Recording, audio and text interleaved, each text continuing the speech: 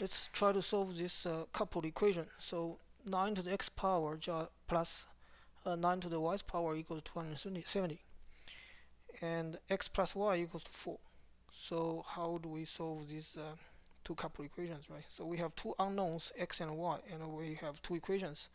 So um, we are supposed to have a solution for both x and y, right? Um, let's look at the second equation first. So if we move x to the right hand side, then we can have y equals to what? Y equals to 4 subtract x, right? And then we can bring this equation back into the first equation. So 9 to the x power plus 9 to the y power, y is 4 subtract x, right, equals to 270, right?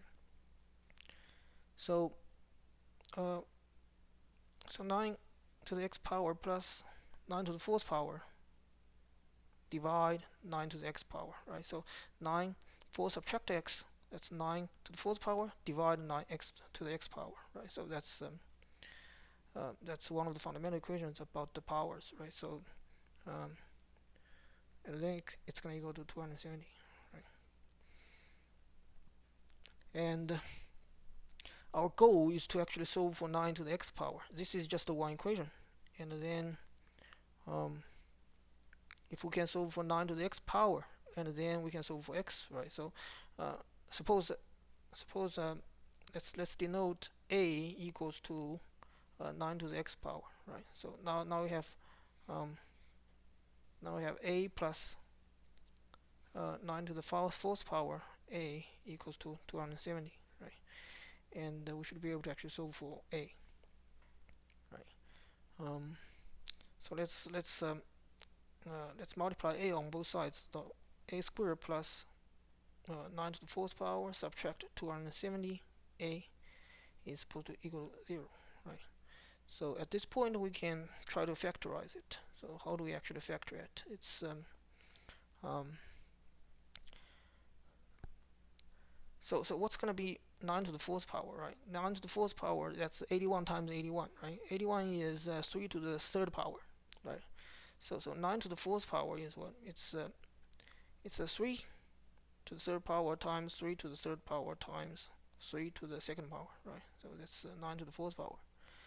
And then 9 to the second power is just 9. 3 to the second power is just 9.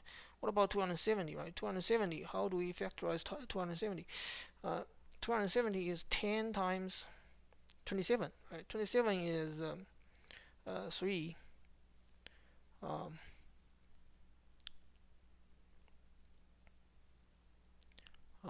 That's 3 to the third power, right? So now you have 9 times so let me see. So how can I factorize it? It's a subtract 9 times 3 to the third power times a subtract 3 to the third power. Is that right? Let me see. So 9 to the 3 third power. So if I multiply them, it's 9. So this is 9, right? So this is 9. So if I multiply this term with this term, that's 9 3 third power 3 third power, right? So that's 9 to the fourth power. And then if I multiply them, add them together, then that's minus 10, right? Minus 10 3 to the third power. So a is going to equal to either we have two solutions for a. It's 9 times 3 to the third power. That's going to equal to 9 times, so 9 to third power, right? That's going to equal to 9 to fifth power, right? Another solution is what? Another solution is a equals to 3 to the third power. That's going to equal to 9 to thirds power, right? So in this case, a equals to what? A equals to 9 to the x power. right? So x equals to 2/5. No, 5/2, right? And in this case, um, x is going to equal to 3/2, right? Um, and then we know that y equals to 4 subtract x, right? So if we bring that, if x equals to uh, so so so when x equals to 2/5, no 5/2, then y is going to equal to 2/3, right? No, 3/2, right?